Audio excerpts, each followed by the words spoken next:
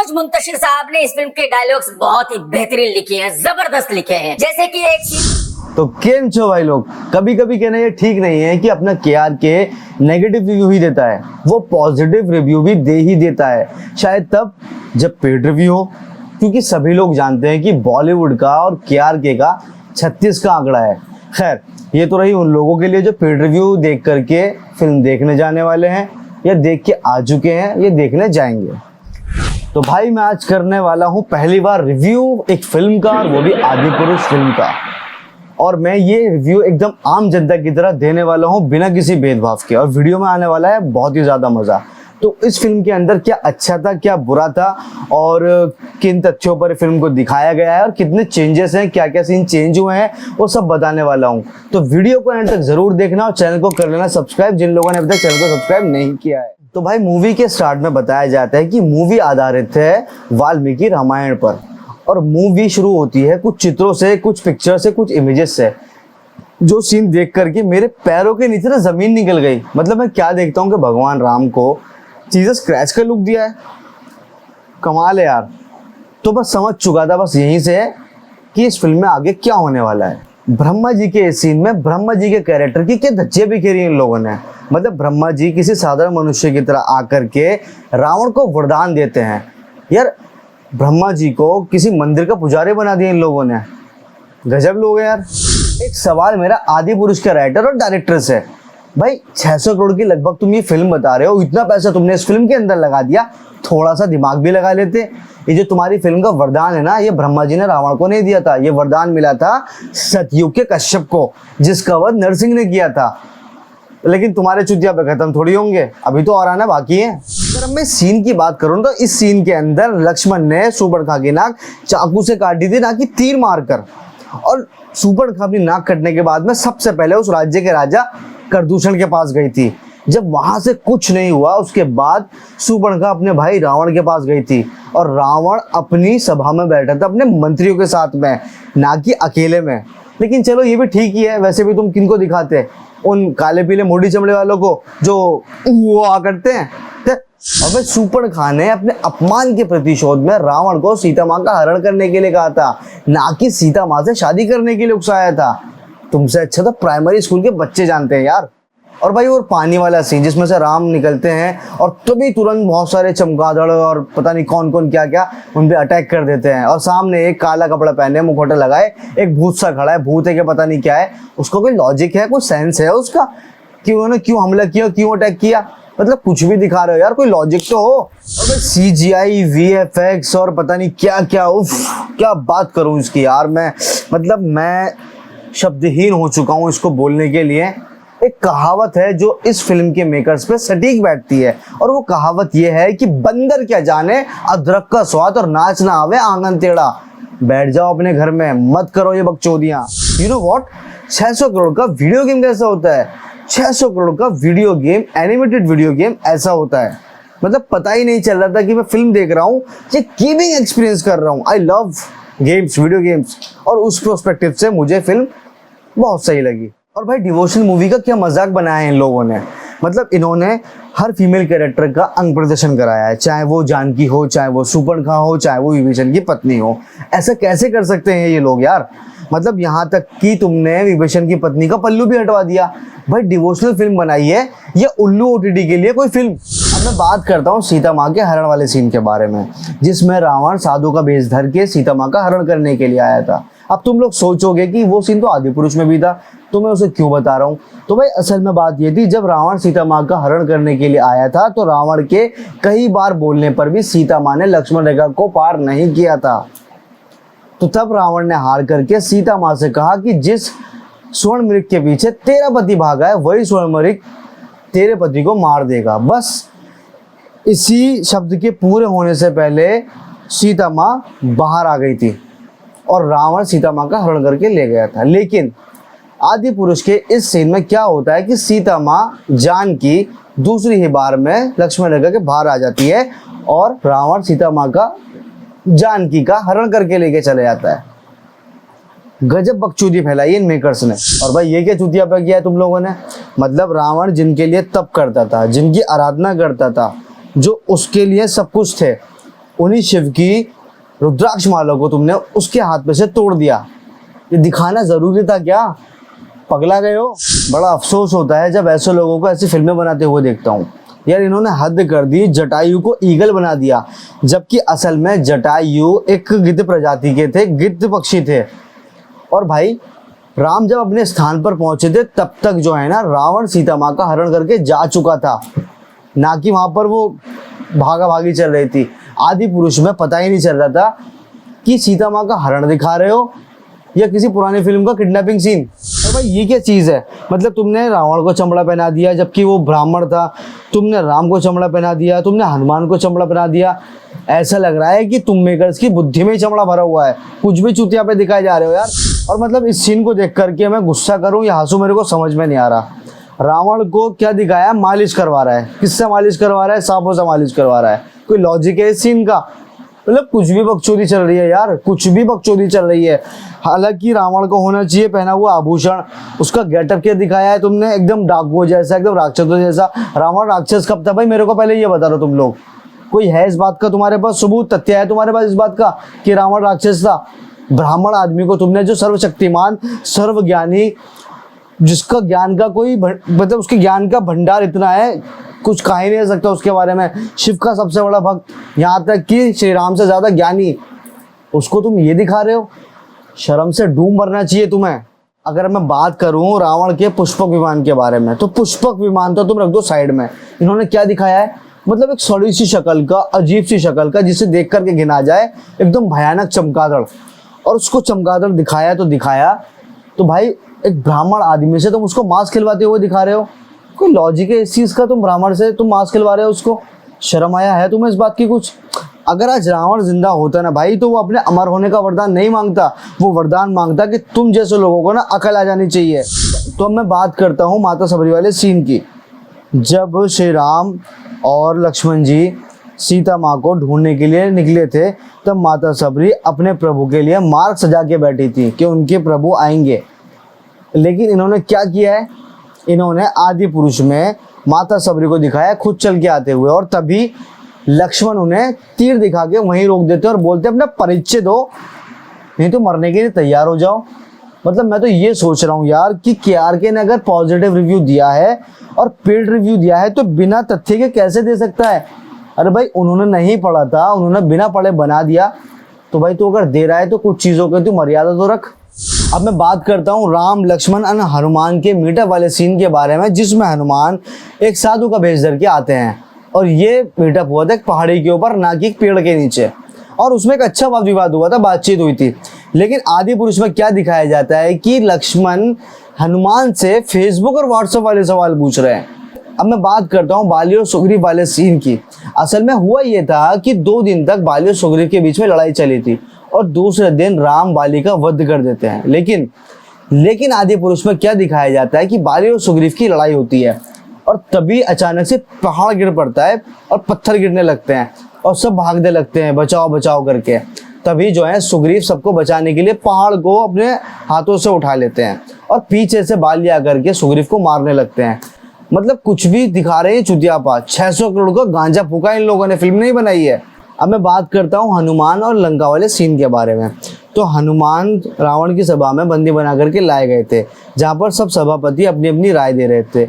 लेकिन इन्होंने पता नहीं वो आदि पुरुष के अंदर वो लोहार की सी दुकान खोल ली, ना सभा न सभापति, मतलब किया गया इन लोगों ने। फिर वो अशोक वाटिका वाला सीन, मतलब अशोक वाटिका में हनुमान जी सूक्ष्म रूप लेके आए थे ताकि उन्हें कोई देख न सके। लेकिन यहाँ पे इन्होंने पता नहीं कौन सा गांजा फूका, क्या नशा किया कि हनुमान को बड़ा कर दिया, और वो घटिया सा फर्जी सा डायलॉग डाल दिया कि ये बगीचा के तेरी बुआ का है जो इधर टहलने के लिए आ गया। मतलब क्या घटिया लोग हो बे तुम। चलो डायलॉग लिखने का तुमको सेंस नहीं, तुमको सीन लिखने का सेंस नहीं, और राइटर डायरेक्टर बने बैठे हो। बट मज़ा तो मुझे तब आया जब मैंने इंद्रजीत हनुमान वाले डायलॉग को देखा, जिसमें इंद्रजीत हनुमान को कहता है कि जली ना, तो हनुमान उसमें कहते हैं कि तेल तेरे बाप का, कपड़ा तेरे बाप का, लंका तेरे बाप की, आग तेरे बाप की, तो जलेगी भी तेरे बाप की। मतलब कुछ भी लिखते हो यार, मतलब कुछ भी लिखोगे, कुछ भी दिखाओगे। रावण को, सुपर्णखा को शराब पीते हुए दिखा रहे हो, कभी रावण को लोहार बना देते हो, कभी उसे मांस खिलाते हुए दिखा देते हो, कभी उसे रोबोट बना रहे हो। मजाक बना रखा है क्या यार तुम लोगों ने। अब मैं बात करता हूँ लंका से वापसी सीन की। जब हनुमान लंका से वापस आए थे तो सुग्रीव उनसे सवाल करते हैं कि क्या हुआ। हनुमान उस पर जवाब देते हैं कि कह दिया मैंने रावण से कि अगर कोई हमारी माँ बहनों को हाथ लगाएगा तो उनकी लंका लगा देंगे। मतलब ये क्या है यार, कुछ भी तुम बकचोदी कर रहे हो। फिर उसी के बाद राम, या जो इस फिल्म का कैरेक्टर है राघव, वो हनुमान से कहता है कि जानकी, तो हनुमान उस पर कहते हैं ठीक है, जिंदा है। आई थिंक जिंदा बोला है, जिंदा है। तो भाई हनुमान के लिए सीता माँ माँ समान थी और तुम लोग तू तड़ाक से बात करवा रहे हो। वहीं तुमने एक ब्राह्मण आदमी को, जबकि पुराने प्राचीन ज़माने में, प्राचीन काल में, अगर मैं बताऊं जितना मुझे पता है कि लोग बड़े अदब से पेश आया करते थे एक दूसरे से, और वहाँ तो रावण एक ब्राह्मण था और ज्ञानी था, तो उससे तुम सीता को तू तड़ाक करते हुए दिखा रहे हो। हनुमान को तू से तुम बात करते हुए दिखा रहे हो सीता के लिए। कहना क्या चाहते हो, करना क्या चाहते हो, कौन सा नशा, कौन सा गांजा फूंक के बैठे हो, अफीम खाइए है, क्या किया है तुम लोगों ने। अब जिस सीन के बारे में मैं बात करने वाला हूँ उस सीन में कोई चेंजेस होने की गुंजाइश ही नहीं है, ना वो हो सकता है। मैं बात कर रहा हूँ राम सेतु वाले सीन के बारे में। असल में जब राम सेतु पर रास्ता बनाने की तैयारी चल रही थी और समंदर पर रास्ता नहीं बन रहा था, तो श्री राम ने अपना बाण निकाल के ब्रह्मास्त्र चलाने के लिए समंदर पर ताना। तभी जो है समुद्र देव बाहर आए और राम से क्षमा मांगने लगे। बोले कि मैं प्रभु अपनी पूजा पाठ में लीन था, मुझे क्षमा कर दीजिए। तब राम ने समुद्र देव से पूछा वहाँ से जाने का रास्ता, मतलब समंदर पे जाने का रास्ता, समंदर पर रास्ता बनाने का। तब जो है जाकर के समुद्र देव ने बताया कि जर और नीर करके दो भाई थे जिन्हें श्राप मिला था कि समुद्र में कोई भी चीज़ डालने पर वो डूबेगी नहीं। तो फिर श्री राम ने उस पर कहा कि उनका बाण निकल चुका है, ब्रह्मास्त्र निकल चुका है और जो वापस नहीं जा सकता। तब जाकर के समुद्र देव ने कहा कि इस तीर को आप उत्तर दिशा में चला दें। ऐसा हुआ। फिर उसके बाद में उनकी सेना, श्री राम की सेना पत्थर ले लेकर के आई और हनुमान ने अपने प्रभु के मुंह में पत्थरों पर श्री राम लिखा और वो पत्थर पानी में डला, मतलब पानी में डाले गए। उसके बाद वो राम सेतु बना। तब जाकर के ये चीज़ आगे बढ़ी। लेकिन आदि पुरुष में क्या दिखाते हैं कि समंदर रास्ता नहीं दे रहा है। फिर अचानक से जो है राघव अपने ब्रह्मास्त्र निकालता है, रोशनी से निकालता है और समंदर पर तानने लगता है। तभी जो है समंदर का बुलबुला सा आता है, पता नहीं क्या था वो एक्चुअल में, और वो कहता है कि उसे क्षमा कर दो, मारे ना। और वो जो है जब वो रास्ता मांगते हैं फिर उससे जब राघव, तो समुद्र कहता है कि आप अपना नाम लेकर के पत्थर को पानी में फेंक दो, मैं उसे डूबने नहीं दूंगा।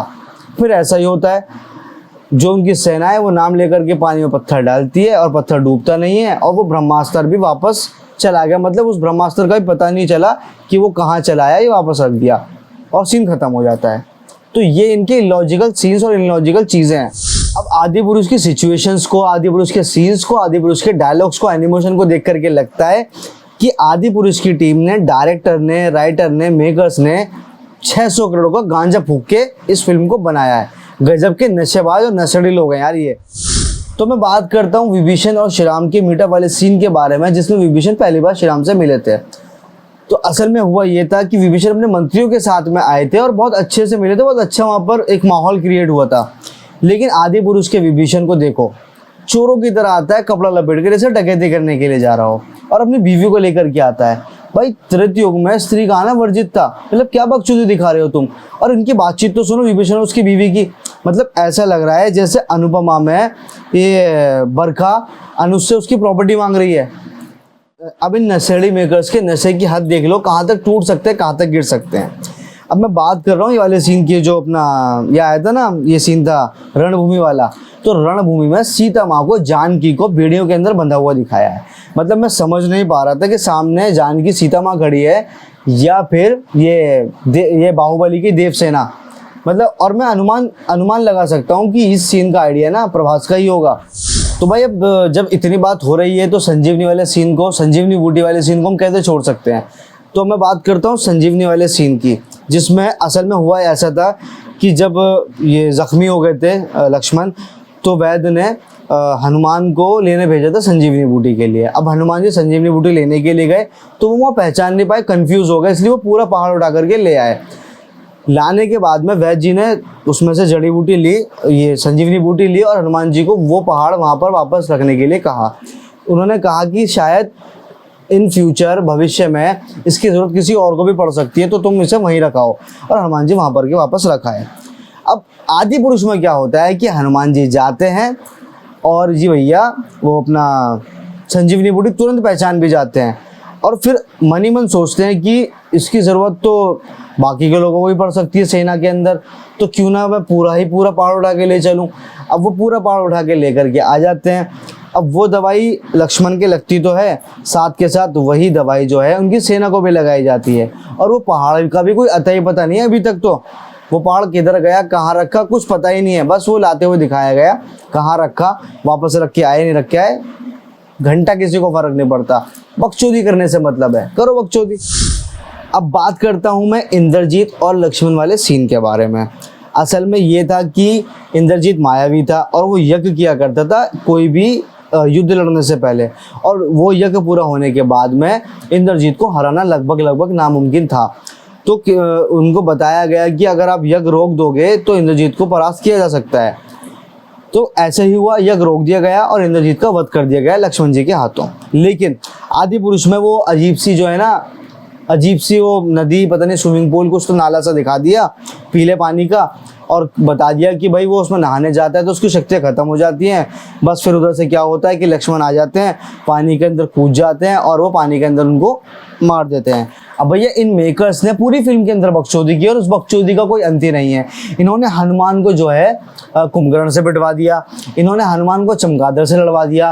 अरे कम से कम राम का और रावण का युद्ध तो ठीक दिखा देते, पूरा दिखा देते उसको, वो भी नहीं दिखाया तुम लोगों ने। मतलब इतनी बकचोदी चल रही है तुम्हारी कि जामवन बता रहे हैं हनुमान को कि उनके अंदर दैविक शक्तियां हैं, जबकि हनुमान को पहले से ही पता था। इंद्रजीत को तुमने फ्लैश बना दिया, उसको टैटू आर्टिस्ट बना दिया। यार तुमको ना डंडा लेके पहले जाना चाहिए। मतलब तुम करना क्या चाहते हो, तुम कहना क्या चाहते हो, तुमको पकड़ के ना रामायण सुनानी चाहिए, ताकि तुम अपने बच्चों को ना और अपने आने वाली पीढ़ी को सही सीख दे सको, और ना सामने वाली जनता से जिनका तुमने दिल दुखाया है उनसे माफी मांग सको। शर्म आनी चाहिए तुम लोगों को। तो भैया मेरे हिसाब से ओम रावत को फिल्में बनानी बंद कर देनी चाहिए, क्योंकि अगर ये ऐसी ही फिल्में बनाते रहे तो साजिद खान के बाद अगला नंबर बिग बॉस में जाने का इनका होगा। आप लोगों को क्या लगता है कमेंट करके बताओ। तो बस यार आज की वीडियो यहीं खत्म करते हैं। जिन लोगों ने चैनल को सब्सक्राइब नहीं किया है तो प्लीज़ चैनल को सब्सक्राइब कर लो, और अगर आपको ज़रा सी भी मेरी वीडियो अच्छी लगी हो तो वीडियो को लाइक करो, वीडियो को अपने दोस्तों में शेयर करो, और चैनल को सब्सक्राइब किए बिना मत जाना। और भैया मेरी फिल्म का पहला रिव्यू था, तो मुझे अपने ओपिनियंस दो, अपनी राय दो कि मुझे कहाँ पर और सही होना चाहिए, कौन सा पॉइंट आपको मेरा अच्छा लगा, कौन सा पॉइंट मेरा बुरा लगा, और कितना इंप्रूवमेंट मुझे करना चाहिए रिव्यू के लिए। ये मेरा फर्स्ट रिव्यू था। तो चलो हाँ, tata, take care, bye bye, आओ जो।